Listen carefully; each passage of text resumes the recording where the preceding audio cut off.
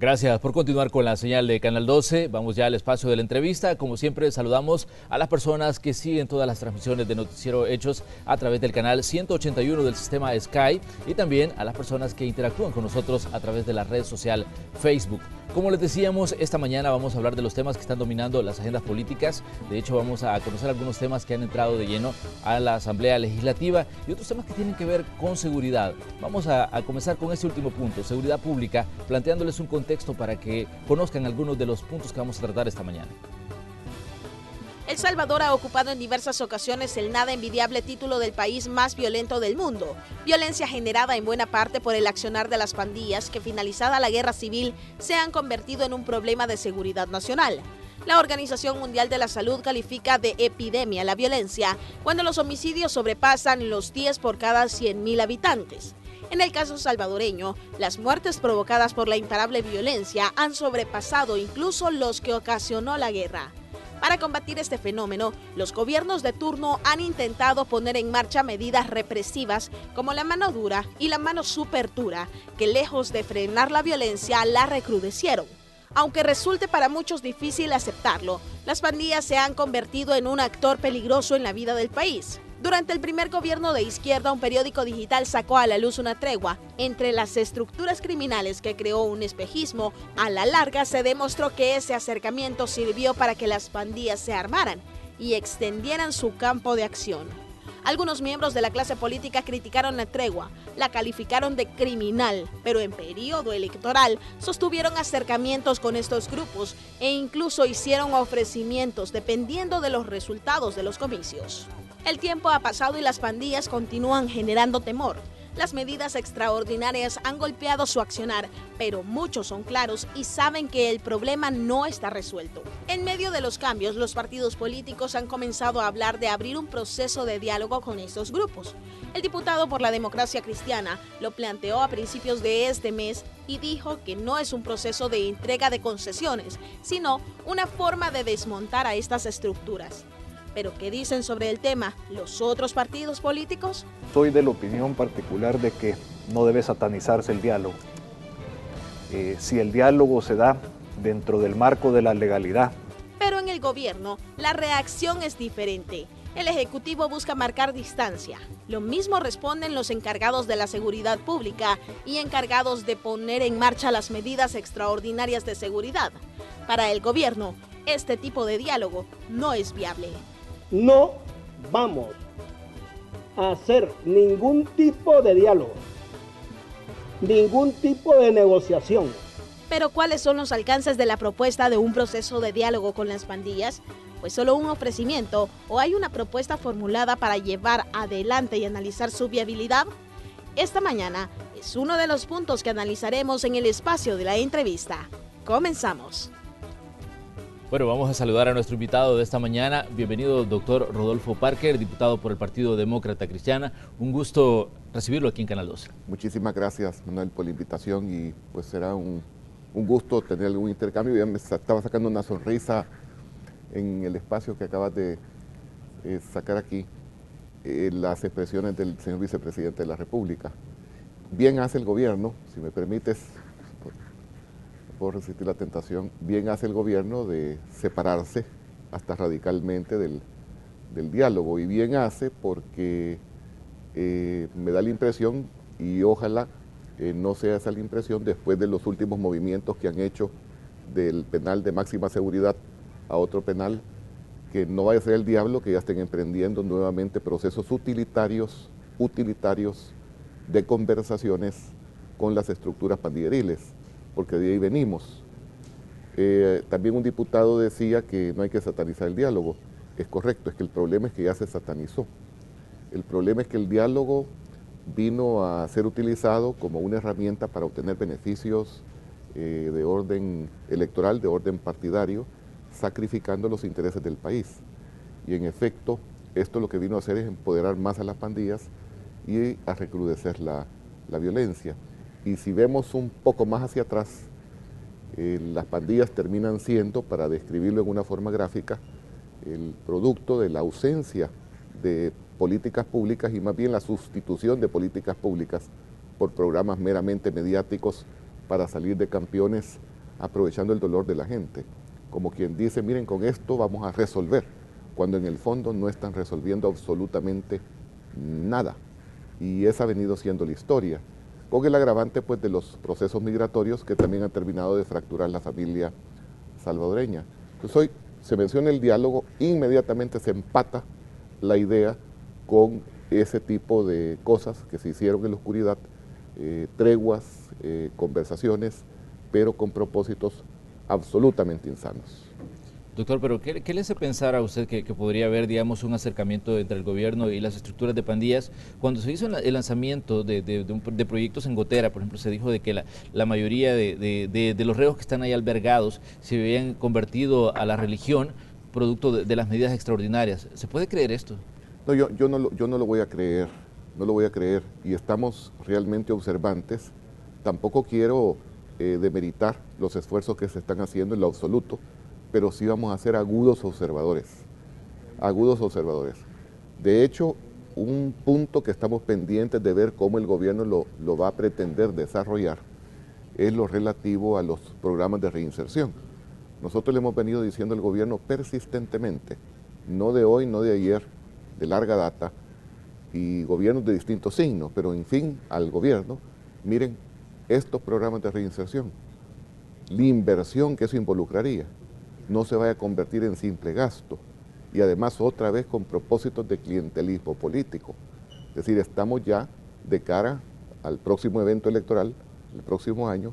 Imagínate tú que empiezan a haber programas de reinserción, pero que evidentemente le van a dar determinados beneficios a algunos jóvenes, y programas que tienen un periodo, una temporalidad, pero después de que esos programas finalizan, ¿cuál es la respuesta del Estado? ¿Después qué? ¿Cuál es la oportunidad laboral que va a tener ese joven después de haber estado en un programa de rehabilitación? Para su reinserción laboral, porque ese es el propósito. Para el desmontaje de las pandillas, porque ese es el propósito estratégico. Para que ya no sigan habiendo homicidios, para erradicar las extorsiones.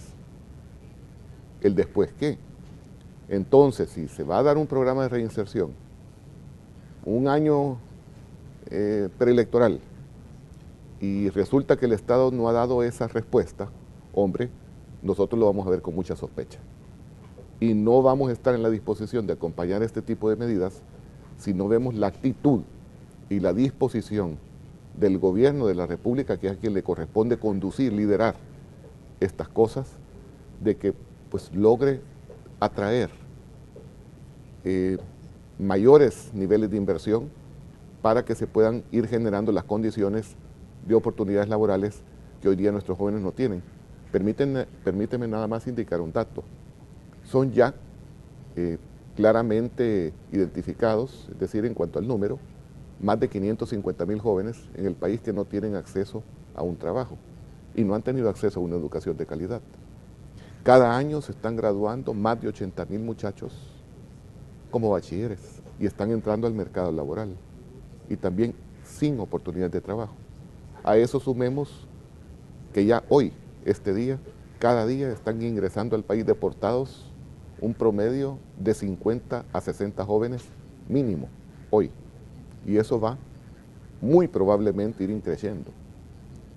Y a eso súmale la cantidad de jóvenes que ya no van a poder migrar, que ha sido nuestro escape de presión ante pues, la falta de oportunidades aquí en nuestro país. Entonces esto se termina de convertir en una bomba, una explosión que no vamos a lograr controlar. Y el punto de partida entonces, ¿cuál es? Vamos a hablar nosotros de diálogos, vamos a hablar de programas de reinserción y de rehabilitación. ¿Cuál es el punto de partida? ¿Dónde empezamos a enrollar la madeja? El único punto de partida para que nuestro país sea viable, para resolver de raíz el problema de la delincuencia, terminar con los asesinatos y las extorsiones, es empezar generando condiciones de trabajo en El Salvador para que la gente, nuestros jóvenes puedan permanecer, trabajar, desarrollarse y progresar aquí en su propia tierra. Pero ¿cómo interpreta usted, doctor Parker, que el gobierno en los últimos meses ha comenzado a hablar mucho de prevención? De hecho, se hizo una reorientación de la colaboración que se paga a través de la telefonía para programas de prevención, porque ellos dicen que esta es la mejor forma de evitar que más jóvenes se sigan sumando a las filas de las pandillas. ¿Se puede hablar que esto puede funcionar en el momento que se encuentra El Salvador? Sí, puede funcionar. De hecho, ahorita en el Consejo de Seguridad, pues ahí tenemos delegados todos los partidos políticos, algunos están activos, otros no. La Democracia Cristiana sí está activa buscando dar sus mejores aportes. Justamente la próxima semana se va a terminar de definir cómo se prorratea la parte que iría para la represión y la parte que iría para la prevención. De hecho, en el plan El Salvador Seguro hay no solo un diagnóstico, sino que también una proyección de cómo se puede hacer la inversión para una y para otra cosa. Se está tratando de ser consecuente con esas proyecciones originales, pero claro, hay recambios que se van dando conforme a las coyunturas, y justo la próxima semana se va a terminar de definir esto para que luego pase la propuesta de orientación de los recursos a la Presidencia de la República, y pueda la Presidencia de la República ya dictar las medidas que corresponden. Es decir, de plano sí, la prevención es fundamental, pero nosotros regresamos, Manuel, necesitamos dar medidas, pero agresivas, creativas, como nunca las hemos dado aquí en el país en los últimos años, en las últimas décadas, para que venga mayor inversión. Están viniendo pues delegados, personeros de los países cooperantes, ven un país dolarizado, ven un país pues realmente precioso en su esencia, ven una actitud laboriosa del pueblo salvadoreño, y todo esto se está desperdiciando y seguimos siendo el país en Centroamérica con menos inversión extranjera y donde los propios locales no terminan de reinvertir sus recursos.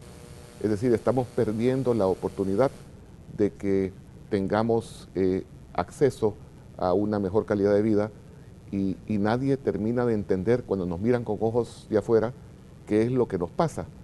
Luego la respuesta se está encontrando a través de los dictámenes que están emitiendo las distintas instancias internacionales, hoy que estamos amoladísimos en el tema fiscal, y vienen y nos dicen, miren, es que todos les estamos viendo con males ojos porque ustedes no son capaces de ponerse de acuerdo, y no son capaces de ponerse de acuerdo en las cosas más importantes de su país. ¿Y qué les pasa? Y la verdad que uno se mira a sí mismo y dice, y en realidad, ¿qué nos pasa? Tú lo puedes ver en los shows surrealistas de todos los jueves o miércoles cuando hay plenaria. Eso a mí me da una gran tristeza. Yo ya tengo varios años de ser diputado y esta cosa va en deterioro en cuanto a la calidad del diputado, en cuanto a la forma en que se prepara, pero sobre todo en cuanto a su compromiso de país. Entonces lo que termina privando son las agendas mediáticas, cómo me veo, qué va a decir la gente, lo que yo digo, lo que yo hago, pero una incompetencia casi total. No estoy absolutizando, pero la regla general termina siendo esa. Y hombre, no obstante, estamos viendo el deterioro pues, que lleva el país, los grandes retos a la hora de hacer propuestas, nos vemos con una gran ausencia de propuestas.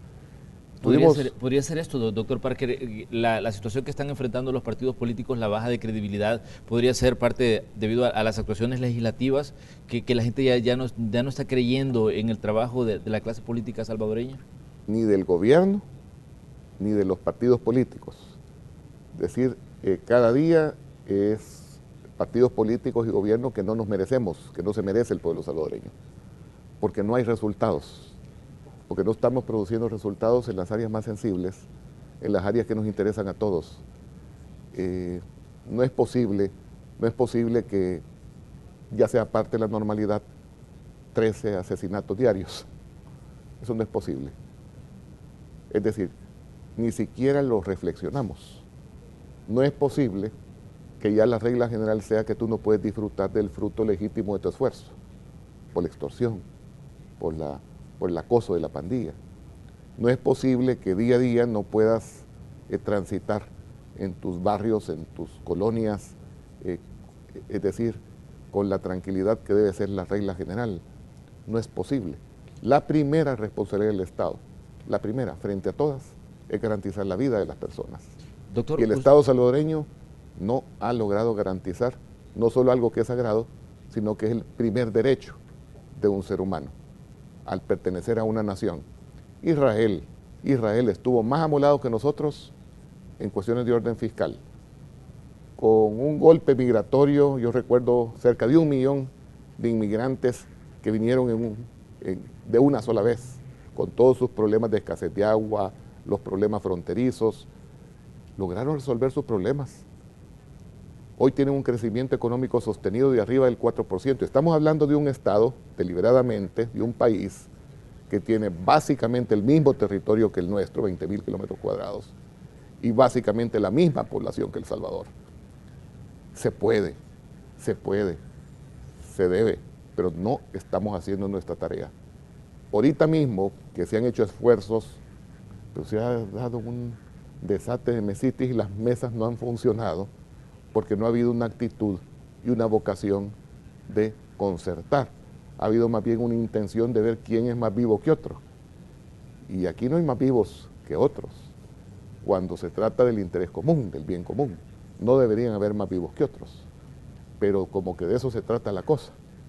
Y esto al final, como es una agenda más bien de interés electoral, de interés sectario, no se mueve la materia gris para ir generando propuestas concretas de resolver los problemas. Ayer, si me permites, que se aprobó una reforma del presupuesto general para introducir una partida de 46 millones de dólares para pagar, como estaba previsto en el acuerdo del 10 de noviembre, que pues, tuvieron los partidos políticos con el gobierno en Casa Presidencial, para pagar el subsidio del consumo de la energía eléctrica.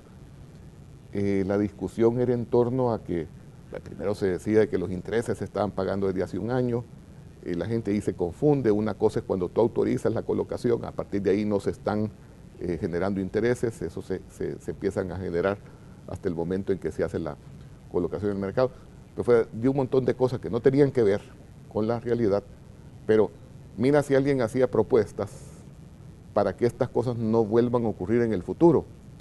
Ahí no habían propuestas para ver cómo vamos a hacer para que nuestros proveedores, me refiero a los proveedores del Estado, que son los miles y miles de micro y pequeñas empresas, tengan seguridades de pronto pago. No solo están quebrando, no solo están cerrando, no solo están dejando de pagar a sus empleados, no solo están transitando a la informalidad, sino que se está deteniendo la rueda que dinamiza la economía cuando se le paga a un proveedor que con mucho esfuerzo ha dirigido su empresa 4, 5, 6 meses después que ha cumplido con la proveeduría. Pero mira quienes estaban construyendo, ideando, esforzándose con sus equipos de asesores en los grupos parlamentarios. ¿Quién estaba pariendo ideas para resolver el futuro? Nadie. Solo eran achaques y hasta en cierta forma insinuaciones e insultos. Entonces esto tiene que cambiar. Debe cambiar. Doctor, me gustaría que retomáramos el tema con el que comenzábamos, el tema de la situación de seguridad pública, que es un tema que preocupa a los salvadoreños en su día a día. Usted a principio de este mes hablaba de que se debería ya considerar un proceso de diálogo que no sería un proceso para entregar concesiones, sino para montar un proceso de desmontaje de las pandillas. Las Naciones Unidas también ha conocido de estos intentos de diálogo con las pandillas. De hecho, algunas iglesias le estaban pidiendo a Naciones Unidas que fuera mediador. El enviado del secretario general, Benito Andión, ha dicho en las últimas horas de que ellos no estarían dispuestos a mediar en ningún tipo de diálogo porque ellos dicen que van por la legalidad. Pero me gustaría, partiendo de esto, hablar de la propuesta suya. En sí, ¿en qué va enfocado y cuáles serían los fundamentos y las bases en las que se podría montar un proceso de este tipo? Empecemos y pongamos las cosas en orden. Voy a tratar de ser como sintético. Empecemos por decir que la palabra diálogo ya se manchó, se ensució. Y se ensució y se manchó porque hubo personeros de gobierno que entraron en procesos de diálogo, pero no lo hicieron con el propósito de desmontar las pandillas que siempre debió haber sido con el propósito de desmontar los asesinatos y las extorsiones, sino que más bien lo hicieron con el propósito de aprovechar los aparatos, las estructuras pandilleriles para obtener beneficios electorales. Desde luego, al haber ocurrido así, todo lo que tenga que ver con diálogo, el imaginario de la gente, y con razón, ya no es bueno. Entonces, tú mencionas la palabra diálogo y a esa ya está sucia y satanizada. Y eso es lo que ocurre. Ahora, por eso, y eso explica que al menos mediáticamente el gobierno dice, uy, yo no, de diálogo no quiero saber nada. Pero tienen el problema ahí cerquita de que en una administración cercana pues hubo procesos que no fueron con el sano propósito del desmontaje, sino que con esos otros intereses. Entonces, primero, no puedes per se decir vamos al diálogo, porque ahí entraste mal, porque eso ya está sucio, gastado. Pero vámonos a la vida real. Por otra parte, se están promoviendo iniciativas de leyes. De hecho, ahorita mismo la Comisión de Seguridad está trabajando proyectos de ley. El PS presentó su propia idea, ahí está, el gobierno presentó la suya, proyectos de ley en materia de reinserción y rehabilitación. Entonces uno le preguntaría al gobierno, miren, hay que tener la valentía. Primero, si no están otra vez, Dios mediante, con esas intenciones de hacer arreglos debajo de la mesa, si las intenciones son puras, las que el país demanda, las que el país necesita, también hay que ser coherentes, porque se está promoviendo una ley de reinserción, ¿y cómo vas a hacer para aplicarla? ¿Se vas a dar una herramienta legal que va a estar ahí, abstraída del mundo real? No, das la herramienta con intención de que aquellos jóvenes, y nos referimos a los jóvenes que no han cruzado la raya, es decir, a quienes no se les puede judicializar un caso, un delito, un homicidio, una violación, un robo, entonces que todavía los puedes rescatar, pero ¿cómo vas a hacer para que se les aplique la ley de reinserción y que para que vengan y se acojan a esos beneficios, si no es conversando con ellos? No hay otro camino, de tal manera de que no se trata de entrar en un proceso donde se van a hacer concesiones, donde se va a alterar el Estado de Derecho y donde se va a trastocar la ley, en lo absoluto, pero que tienes que conversar como se comunican los seres humanos para venir y decirle a los jóvenes, miren, les quiero mostrar otro camino. Hay otro camino, tienes que conversar con ellos, insisto, con aquellos que no han cruzado la raya. El país sabe que tenemos que terminar los viveros de la producción pandilleril, de la producción delincuencial, y tienes para ello que venir y recoger a estas personas y decirles, sí, hay otras opciones, hay otras alternativas, distinta a la migración, distinta a la calle, pero ahí es donde nosotros insistimos, si va a ser una inducción para el desmontaje de la pandilla y les vas a dar respuesta en un programa de reinserción, no es la respuesta completa si no les estás generando las condiciones para que tengan acceso a una oportunidad laboral permanente y con un ingreso digno. Vamos a ir a una pequeña pausa comercial, pero ya regresamos con más de esta conversación que estamos sosteniendo esta mañana de viernes aquí en Hechos AM con el doctor Rodolfo Parker, diputado por el Partido Demócrata Cristiano. Ya regresamos. La segunda reunión convocada por el presidente de la República, Salvador Sánchez Serén, a los partidos políticos dejó como resultado la promesa de reducir gastos, lo que implica, entre otras medidas, el congelamiento de plazas y el retiro voluntario de unos 8,000 empleados con edad de jubilación. A la cita en Casa Presidencial asistieron los presidentes y secretario general del FMLN, GANA, PCN y PDC. Mientras que por Arena asistió la diputada Carmen Elena Calderón de Escalón, en sustitución de Mauricio Interiano, presidente de ese instituto político. Ahí, aseguraron los políticos, el mandatario les expuso la iniciativa de reducir gastos y llevarles el próximo miércoles el proyecto de decreto de austeridad que su gobierno tiene planificado implementar para ahorrar dinero y destinarlo a áreas prioritarias como el pago del FODES a las alcaldías, las pensiones del IPSFA y el escalafón de los trabajadores de salud, entre otros.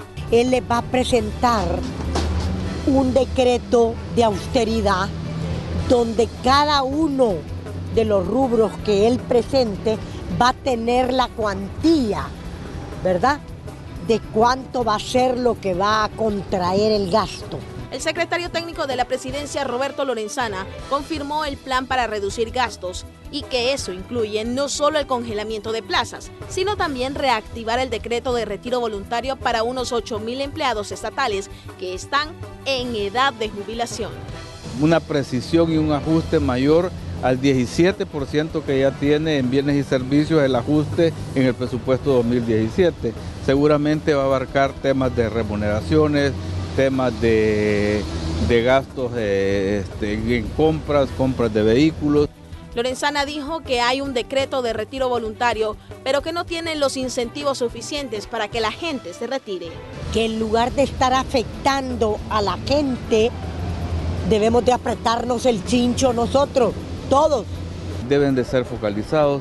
Si hay gente que tiene más altos recursos y quiere tener beneficios en materia de subsidios, nosotros simplemente no lo compartimos. El secretario general del PCN, Manuel Rodríguez, dijo que Sánchez Serén se comprometió a llevarles en la próxima cita el desglose de los montos. Están pidiendo a todos los ministerios, a todas las autónomas, de que se debe reducir el gasto que viene en la compra de vehículos, de viajes, tratando ya de determinar un monto específico de cuánto sería el ahorro de la apretada de cinturón que se va a dar el Ejecutivo, dijo. Rodolfo Parker, del PDC, aseguró que se analizará la focalización de los subsidios y en eso está el que le asignan al transporte público, que le cuesta al país 47 millones de dólares al año. La coyuntura económica y política del país forma parte también de los temas de la entrevista de hoy. Continuamos. Bueno, y tal como lo anunciábamos, esto también forma parte de los temas que vamos a analizar esta mañana. Estamos conversando con el doctor Rodolfo Parker, diputado por el Partido Demócrata Cristiano. Doctor Parker, me gustaría que cerráramos el tema de seguridad pública. En sí, ¿usted plantea hacer una propuesta de diálogo ya formal con una documentación y un proyecto ya en específico que se pueda desarrollar? No, francamente, no es ese el esquema nuestro de la democracia cristiana. Nuestro esquema es dar aportes consistentes pero de largo plazo para que se desmonte la pandilla en el país, pero hacerlo con seriedad. Y si hay un enfoque con esa integralidad, es decir, estamos hablando de algo donde no solo se desmonta la pandilla, sino que se dan garantías para que esto no vaya a venir y vuelva a emerger, porque vamos a seguir siendo un país sin oportunidades. Entonces, si logramos cerrar el círculo y generar todo este tipo de medidas en un momento para la reinserción, nosotros sí creemos que hay que inducir a los jóvenes, repito, que no han cruzado la raya, para que vengan y se acojan a estos programas y a estas oportunidades. Mira, Manuel, los jóvenes por su propia naturaleza pueden tener momentos de desorientación, sobre todo cuando no han habido pues orientación férrea de principios, de valores, y eso nos está ocurriendo mucho justamente por la migración, porque si bien la migración produce y genera remesas, pero fractura la familia y eso favorece las condiciones de la delincuencia y particularmente la delincuencia pandilleril. Entonces, todo ese círculo vicioso hay que cerrarlo, pero si tú les muestras un camino y el camino tiene oportunidades, ellos van a tomar eso, lo van a tomar, pero necesitamos hacer algo más integral. Y creo que no debemos de esperar a que las cosas topen el verdadero fondo para que reaccionemos. Estamos haciendo los mejores esfuerzos, quizás no todos, pero estamos tratando de hacer lo mejor posible. Y ahora pues con la venida del facilitador de Naciones Unidas, del embajador Benito Andión, tenemos la esperanza, algunas veces es más fácil ceder ante un tercero, de que este tercero, pues el mundo entero, porque Naciones Unidas es el mundo entero, venga y sepa con las experiencias del mundo ir introduciendo elementos que vayan generando estas condiciones de integralidad que le permitan al país ir dando una respuesta en todos los órdenes. Naturalmente el tema de la seguridad, aunque coyuntural, pero con raíces más allá de la coyuntura, tendrá que estar en la agenda donde esta facilitación nos brinde aportes y elementos para que vayamos resolviendo las cosas.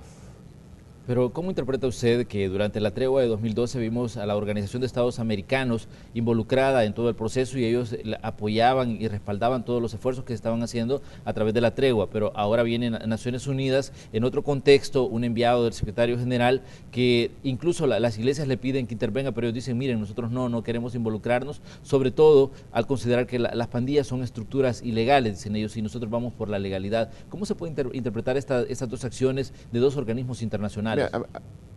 Primero creo que la OEA se fue de buena fe, y al final del camino se habrá dado cuenta de que habían otros intereses y de plano se tenía que replegar y algo así. Pero no me cabe la duda que al inicio lo hizo de buena fe, como una cuestión humanitaria, como lo habría hecho la iglesia o las iglesias. Es decir, y eso no es objetable porque la intención era sana por parte de ellos, pero no solo ellos jugaban en el tema y había otros que no tenían intenciones sanas, ya hablamos de eso. En lo que respecta a Naciones Unidas más bien sabe lo que ocurre, tiene los datos y ve lo que está pasando, pero considerarían de que el aporte de ellos puede ser más bien en el orden estructural y para ello no necesita estarse planteando un diálogo, además con quienes no se puede dialogar, porque cuando hablamos de pandillas, ¿qué son las pandillas? Es decir, una cosa es pensar en las pandillas como estos tatuados que están en las cárceles ordenando asesinatos y otra cosa es pensar en el montón de jóvenes que están siendo presas de la pertenencia pandilleril cuando todavía no han tenido alguien que les oriente cuáles pueden ser otros caminos y otras opciones. Entonces, cuando se habla de pandillas se piensa de que es de diálogo con esos que andan asesinando y ordenando asesinatos. Ahí no hay nada que hablar, Pero Naciones Unidas no ignora que si se favorecen las condiciones de oportunidades, hombre, eso es otra historia. Y en eso Naciones Unidas creo que sí puede dar muy buenos aportes. Hablemos ahora, doctor, de la situación fiscal del país. Usted ha estado en las reuniones, al menos en la última reunión en Casa Presidencial. ¿Cómo ve el panorama? Una vez más se vuelve a hablar de austeridad. ¿Considera usted que ahí están las condiciones y ahí existe la voluntad de llevar adelante estos procesos de austeridad de los que está hablando el gobierno? Pues tratando de no ser como infidente, pero son unas conversaciones, creo yo, al más alto nivel, donde están concurriendo todos los partidos, el gobierno con sus equipos principales, el presidente de la República. En la última reunión, para partir de ella, se habrían abordado tres áreas.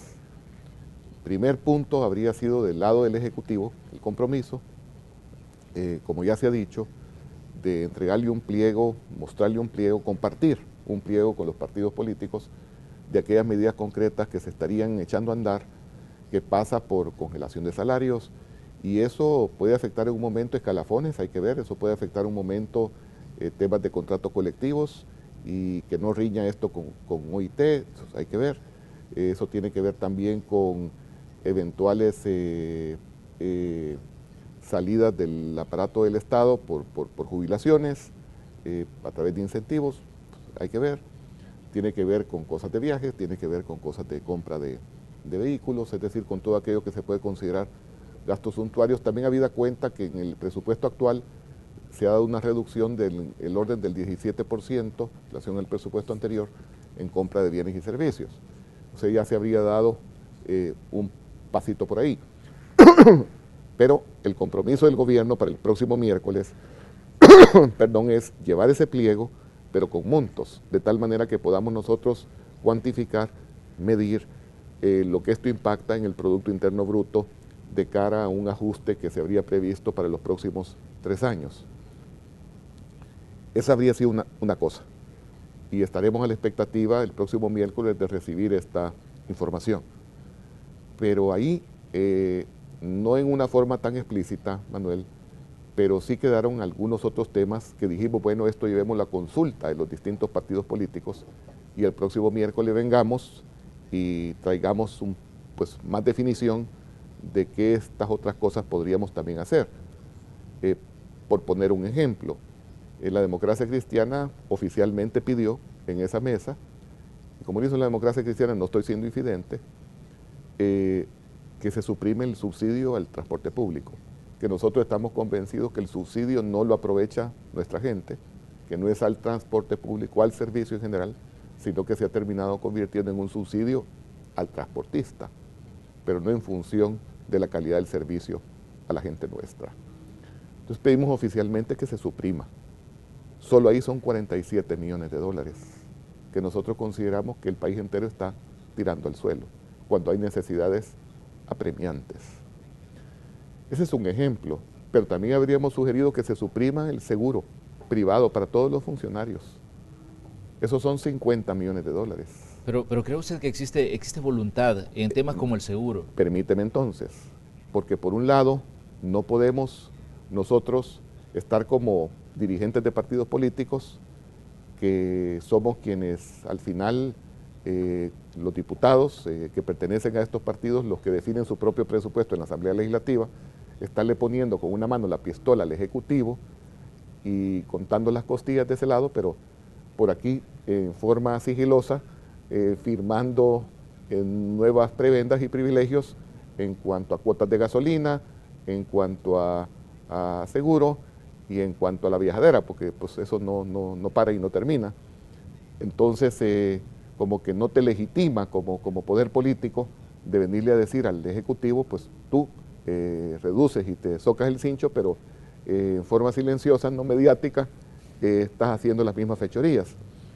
Entonces, el segundo gran punto que habría quedado sujeto a consulta es cosas como eso, como el subsidio que te he planteado, pero también cosas que le corresponden directamente a la Asamblea Legislativa. Y vamos a ver si es capaz de dar ese primer paso a la Asamblea Legislativa, pero me refiero a ese primer paso real, tangible, no mediático. Y esa sería la segunda cosa que estaríamos viendo el próximo miércoles.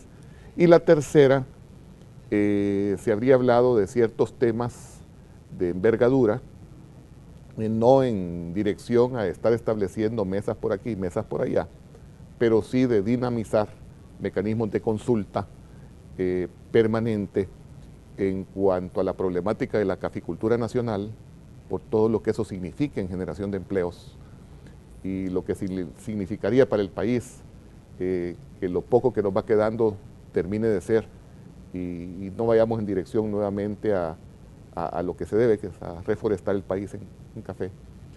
Pero la caficultura, por otra parte, lo relativo a la cuestión previsional, o sea, las pensiones, y sobre todo habida cuenta que pues, se está presentando una propuesta que toca tanto las áreas de consistencia previsional de largo plazo como la respuesta al problema fiscal coyuntural. Y el tercer área sería lo relativo, no menos importante, el crecimiento económico. Entonces, pensiones, crecimiento económico, caficultura, esa habría sido la tercer gran área que se tocó ahí en la mesa y que ha quedado habilitado a ese nivel un mecanismo, repito, de consultas muy dinámicas. Lo que respecta a las pensiones, se conversó que se podría, en esa mesa, el miércoles anterior, que se podría someter a consulta del Fondo Monetario Internacional esta última propuesta para que nos sirva como de aporte los criterios del diagnóstico que el FMI pueda hacer sobre el particular.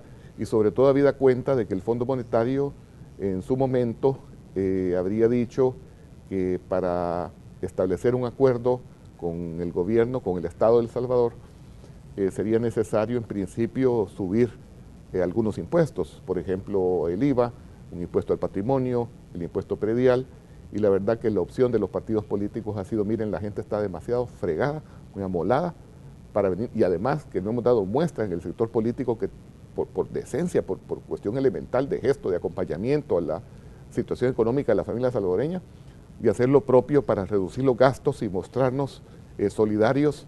Entonces, ¿cómo vamos a venir nosotros a subir impuestos cuando nosotros nos estamos recetando cualquier tipo de prebendas y beneficios? Haría uno la reflexión. Entonces, imposible subir impuestos. Pero si el Fondo Monetario observa que somos capaces de llegar a acuerdos en otras áreas, y por eso la importancia del crecimiento económico, entonces puede variar ese menú.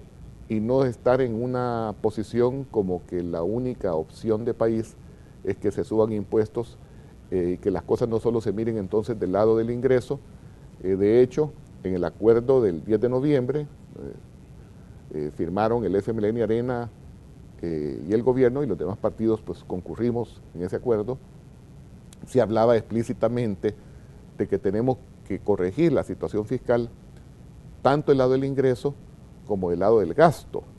O sea, las posiciones no deben de seguir siendo, porque unos, yo quiero que se arregle todo del lado del gasto.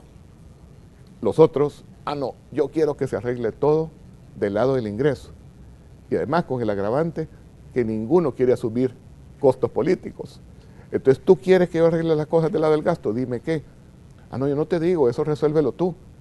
Y un poco ha sido ese el diálogo de sordos por un tiempo que yo creo que ya se superó con la reunión del último miércoles, y aspiraríamos que el próximo miércoles ya hayan aterrizajes y se vayan resolviendo cosas de tal manera que el país vea y el mundo vea que sí somos capaces de ir generando resultados. A mí me frustraría, como también me permití decirlo ahí, que lleguemos el próximo miércoles, que salgamos de esa reunión agotando esas instancias que son las más altas y no hayamos dado al menos los primeros pasos, los primeros resultados. Pero no se corre el riesgo que en determinado momento no quede otra opción más que subir impuestos, porque durante años se dijo, por ejemplo, que el tema de los subsidios, que sí se iba a focalizar, pero que esto iba a ser gradual y que era poco a poco. Pero de hecho hoy ya hay una cantidad de gente que ha quedado fuera de este beneficio, y el gobierno ha dicho, miren, el objetivo es ahorrar una buena cantidad de millones que se pagan a través de subsidios. Primero se dijo, bueno, mire, es que si las personas que tienen 2 casas, entonces consideramos que tienen capacidad de pago de servicios como el de la energía eléctrica en su totalidad. Personas que tienen, digamos, ranchos en la playa o que tienen ranchos en las montañas, dice, esas personas tienen capacidad de pago, pero la realidad nos indica que también se le ha quitado a muchísima gente que reside en barrios, en colonias y en municipios populosos. ¿Cómo ven ustedes esto? ¿No se corre el riesgo de que también en determinado momento pase la situación con lo del subsidio, con un incremento de impuestos en determinado momento cuando ya no haya otro punto a donde correr? Aquí hay un problema importante en cómo concibes la idea de focalizar el subsidio, porque todos hemos dicho está bien que se focalice, pero cuando tú dices está bien que se focalice, es porque estás queriendo garantizar que esto llegue a la gente que realmente lo necesita y no se aprovechen otros que realmente no lo puedan necesitar. Entonces todos estamos de acuerdo con el concepto, pero entre el concepto y cómo esto se ejecuta hay una brecha muy grande y se pueden estar cometiendo o se pueden llegar a cometer injusticias. Y eso sí nos inquieta y nos preocupa mucho. Lo hablamos también con el presidente de la República y su equipo, así como te lo estoy tal cual dimensionando. Hemos visto que en materia del subsidio al consumo de la energía eléctrica se vienen dando pasos, pero por ejemplo en cuanto al subsidio en el consumo del agua no se han dado. Tú citas por ejemplo ranchos en la playa, no hay que tener ningún subsidio, de ningún tipo, simple y sencillamente por la ubicación geográfica y el poder adquisitivo que representa tener un rancho en la playa. Pero tú tienes viviendas en colonias donde el poder adquisitivo claramente es mayor, y ahí, y te lo digo con propiedad, no se está aplicando, se está aplicando el subsidio al consumo del agua. Entonces tú tienes viviendas que en varios residenciales de mucho poder adquisitivo están pagando $7, $10 mensuales.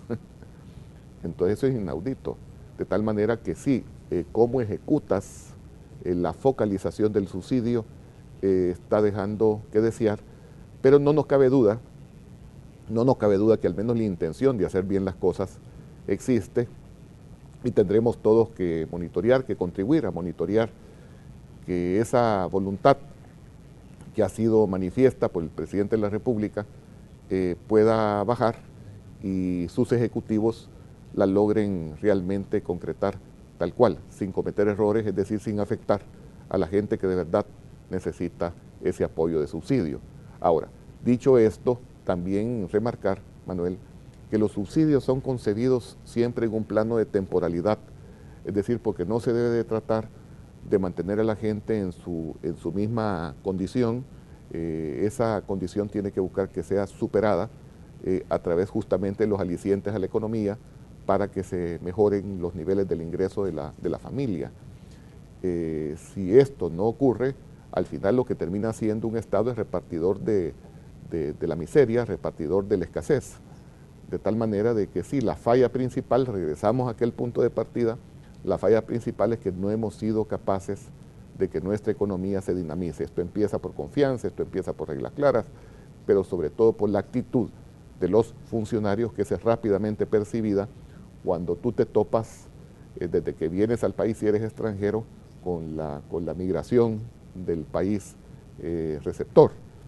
No digamos cuando ya te toca emprender un negocio y te vas encontrando que hay tantas ventanillas y tantos criterios y tantas discrecionalidades que de pronto te rajas y te vas chipusteado a buscar otras latitudes para poder echar a andar tu idea y tu inversión. Pero doctor, a mí me gustaría que habláramos sobre todo en el tema de subsidios, porque se ha cuestionado muchas veces que esto ha sido utilizado con fines electorales y eso es una situación hasta cierto punto grave, porque se está creando un espejismo respecto a un beneficio que a la larga pues no va a ser sostenible en el tiempo, y eso nos lo está demostrando hoy, que vemos que se ha comenzado a recortar el subsidio a la energía eléctrica y se dice, mire, por este mismo camino va el subsidio al agua, por este mismo camino va el subsidio al gas propano.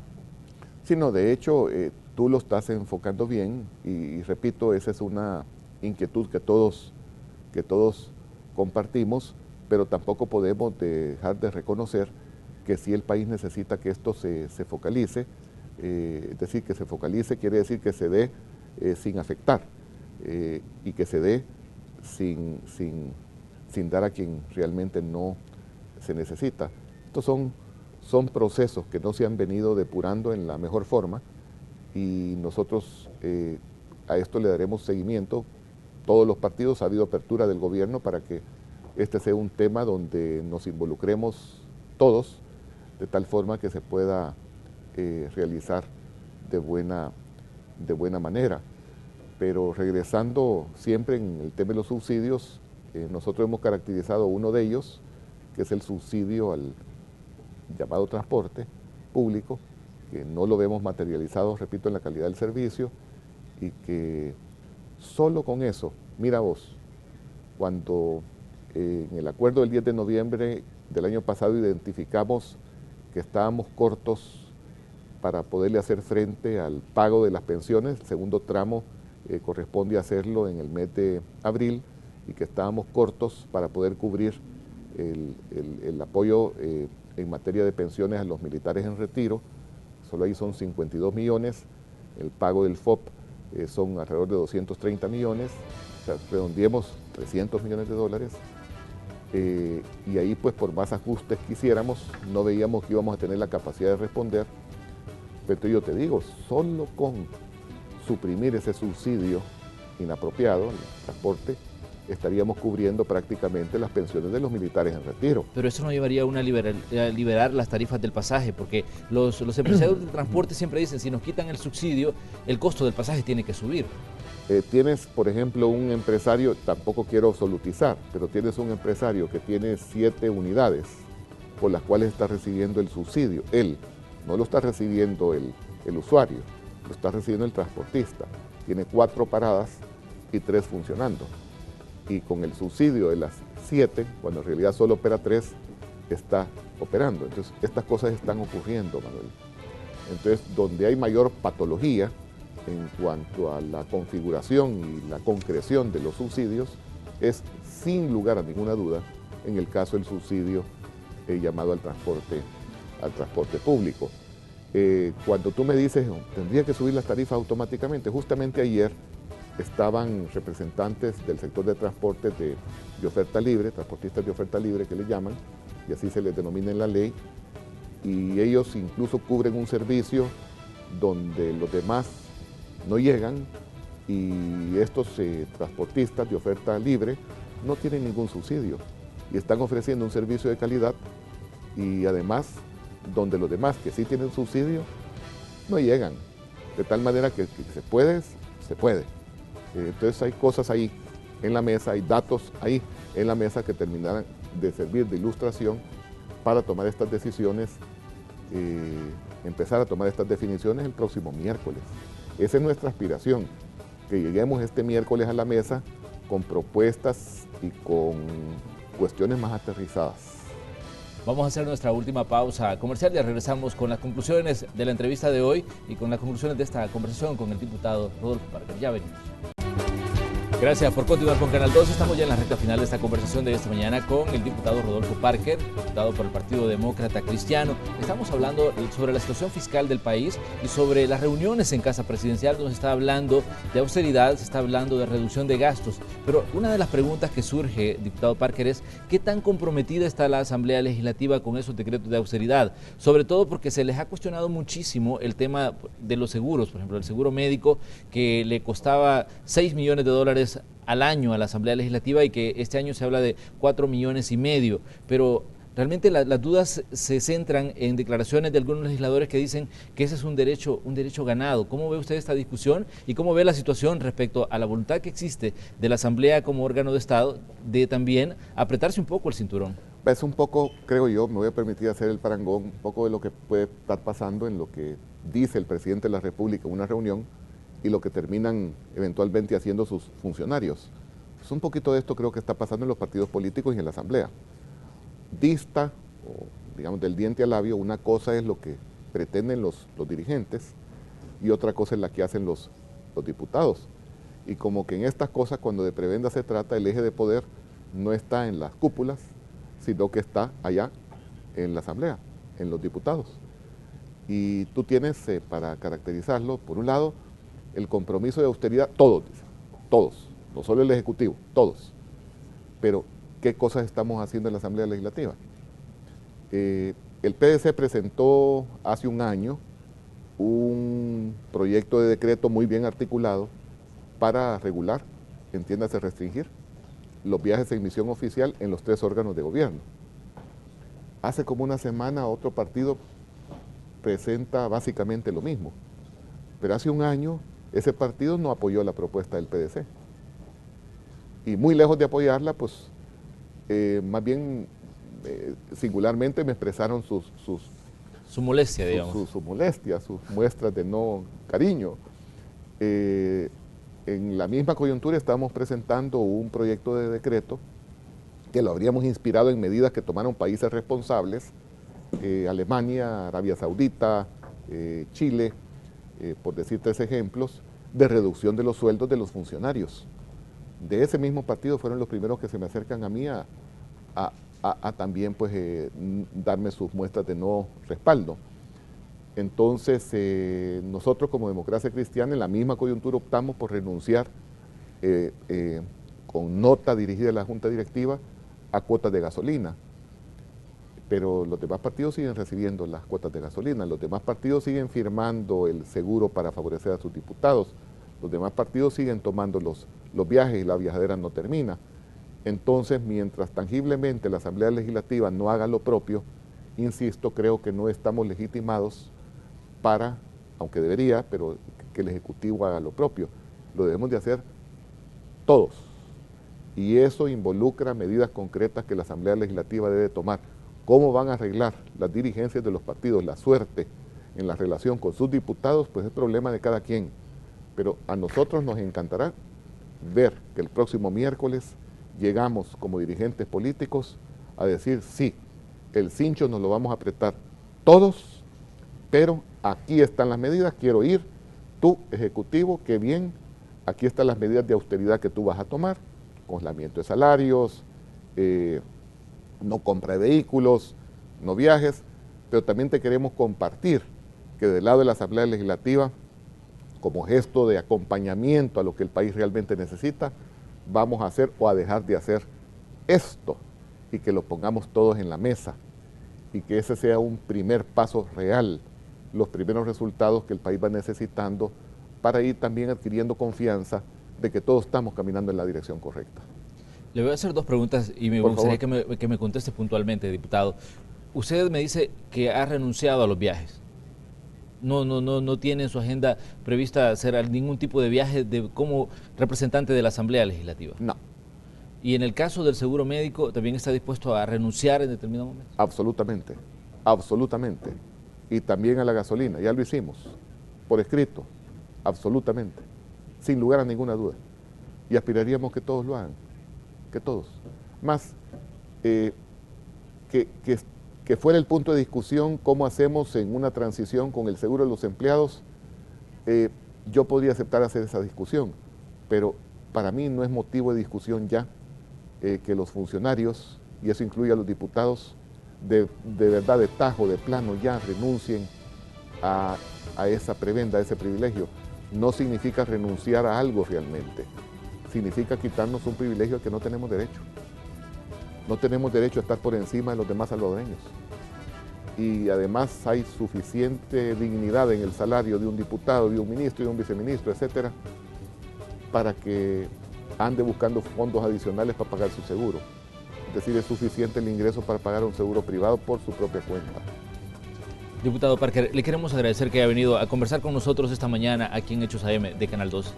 Muchísimas gracias por la invitación y ahí vamos a estar, como digo, tratando de ir acompañando este proceso, y creo que los medios de comunicación van a tener un rol muy importante en dar seguimiento a los resultados que se pueden ir obteniendo. Yo tengo fe, tengo la esperanza, tengo el optimismo que la fecha, la agenda del próximo miércoles va a marcar pautas muy positivas en cuanto a austeridad real y en cuanto a que el problema fiscal vaya tendiendo a resolverse.